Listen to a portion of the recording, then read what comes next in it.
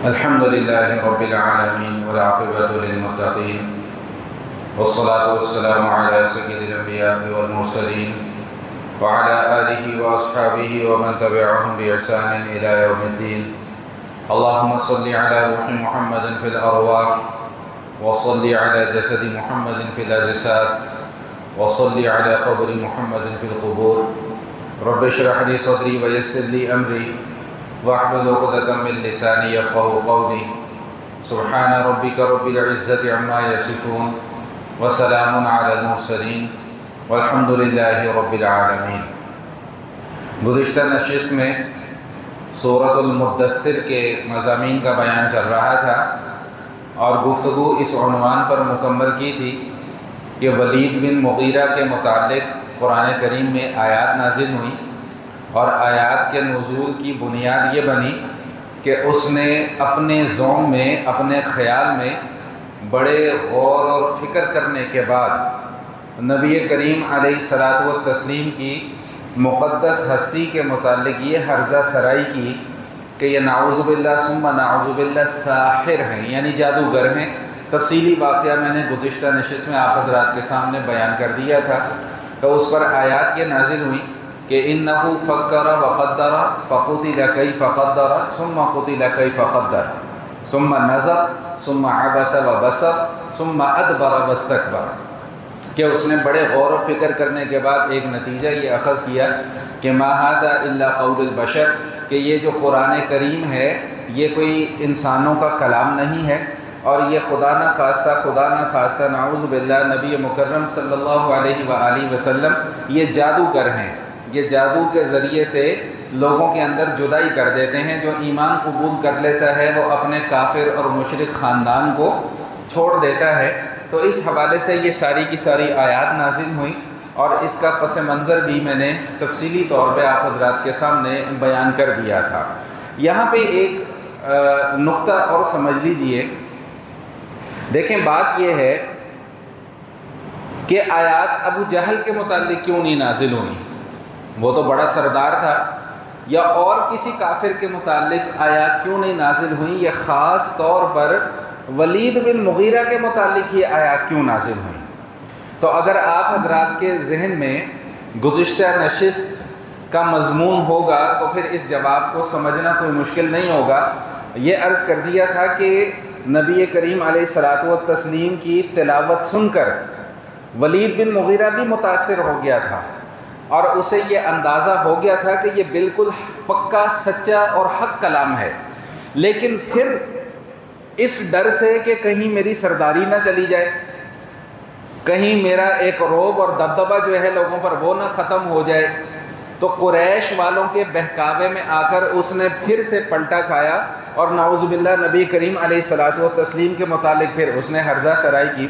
تو معلوم یہ ہوا کہ دو راستے ہوتے ہیں. ایک راستہ تو یہ ہے کہ حق قبول ہی نہیں کیا، ایک راستہ یہ ہے کہ حق کو جان لیا ہے، پہچان لیا ہے، سمجھ لیا ہے، پھر قبول نہیں کیا. یہ اللہ کے نزدیک زیادہ بڑا جرم ہے.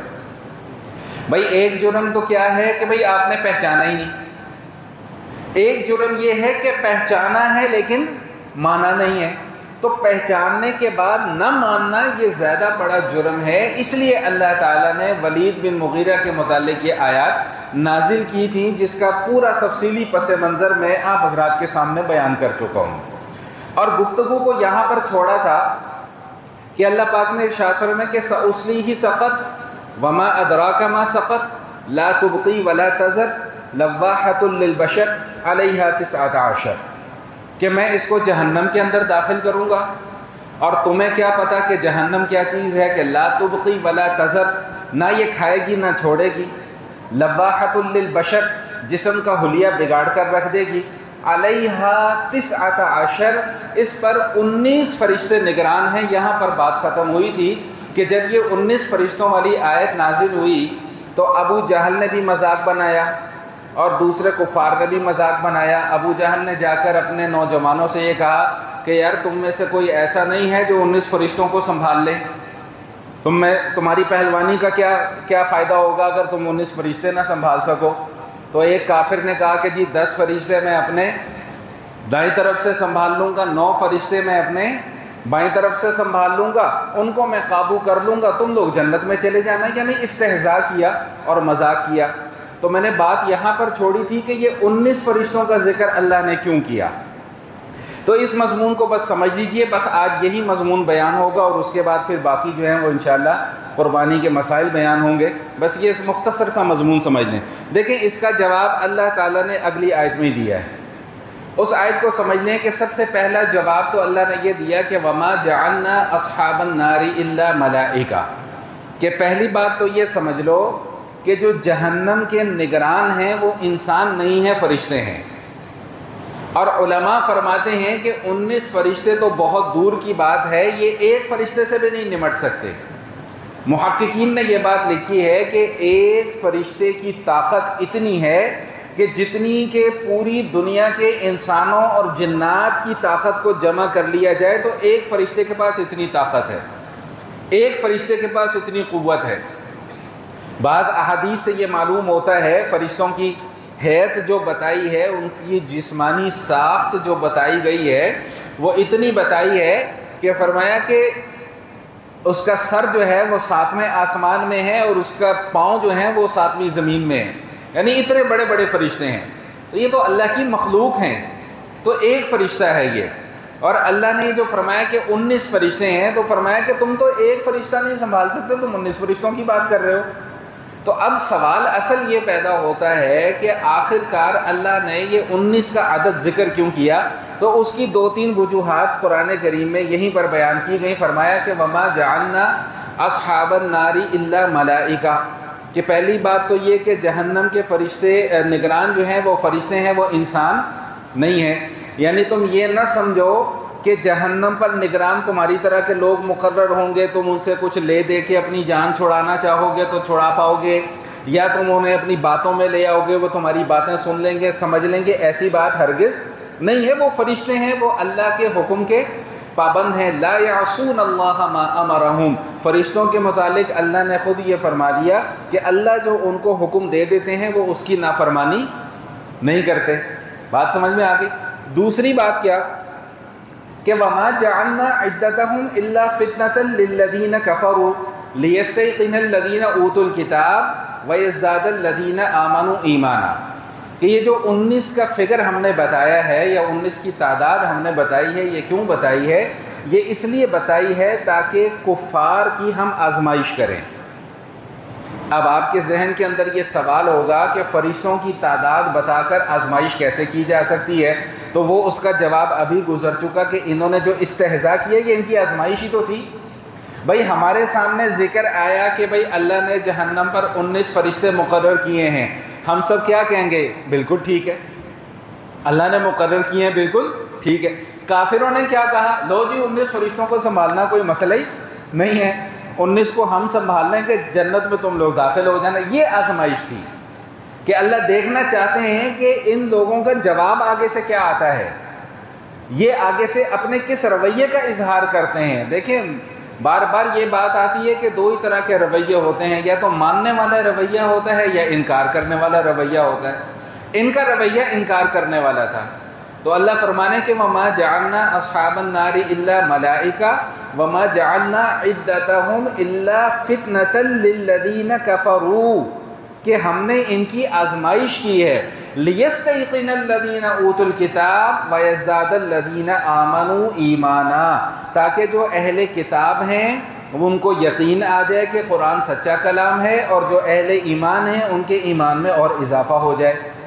اچھا یہ بھی سمجھ لیں کہ یہ جو اللہ نے فرمایا کہ اہل کتاب کو یقین آ جائے، یہ کیوں فرمایا؟ اس لیے کہ ان کی کتابوں کے اندر بھی یہ تذکرہ موجود تھا کہ جہنم پر اللہ نے 19 فرشتے مقرر کیے ہوئے ہیں. یہ یہود و نصارہ کی کتابوں کے اندر بھی یہ بات ذکر کی گئی تھی. یہاں اللہ نے بھی یہ ذکر کی. تو کیوں ذکر کی؟ اس لیے کہ اہل کتاب یہود اور نصارہ، یہودی اور عیسائی، ان کو بھی اس بات کا یقین ہو جائے کہ یہ قرآن واقعی اللہ کا کلام ہے. اگر یہ اللہ کا کلام نہ ہوتا تو اس میں 19 فرشتوں والی بات ذکر نہ کی جاتی۔ تو چونکہ ان کی کتابوں میں بھی ذکر ہے اور یہاں پہ بھی ذکر ہے، اس لیے اللہ فرما رہے ہیں کہ اہل کتاب کا ایمان مزید پختہ ہو جائے، ان کو یقین آ جائے کہ یہ اللہ کی کتاب ہے، اس لیے ہم نے یہ بات ذکر کی۔ وَيَزْدَادَ الَّذِينَ آمَنُوا ایمانا وَلَا يَرْتَابَ الَّذِينَ أُوتُوا الْكِتَابَ وَالْمُؤْمِنُونَ، تاکہ جو اہل ایمان لوگ ہیں ان کے ایمان میں مزید کیا ہو جائے بھائی؟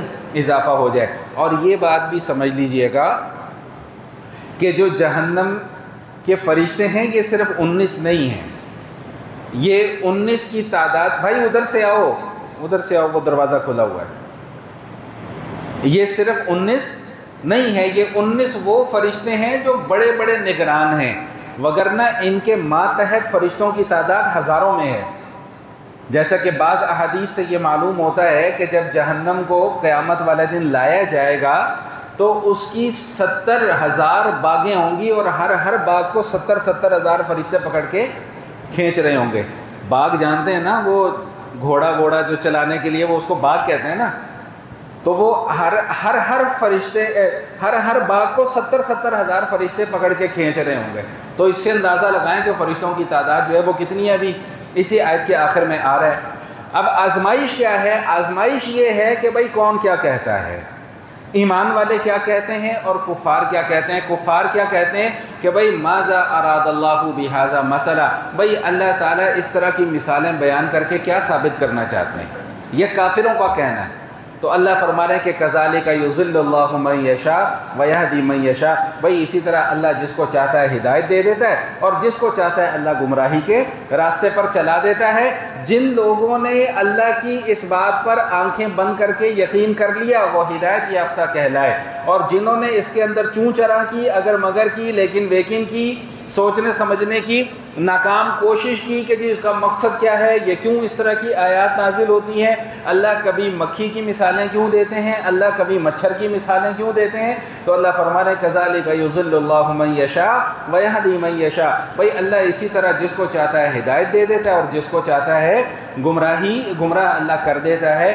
وما یعلم جنود ربک الا ہو، یہ 19 کی تعداد تو ہم نے بطور آزمائش کے ذکر کی تھی، لیکن حقیقت کیا ہے کہ وما یعلم جنود ربک الا ہو، فرشتوں کی اصل تعداد کتنی ہے، اللہ کے لشکر کی اصل تعداد کتنی ہے، یہ اللہ کے سوا کوئی اور بولے بھائی نہیں جانتا۔ بس آخری بات کر کے میں اپنی بات کو مکمل کر رہا ہوں، وہ یہ کہ احادیث سے یہ بات معلوم ہوتی ہے کہ جس طرح ہمارا یہاں پر زمین پر ایک خانہ کعبہ ہے، بالکل اسی طرح اس کی بالکل سیدھ میں 7ویں آسمان پر فرشتوں کا خانہ کعبہ ہے جس کو بیت المعمور کہتے ہیں۔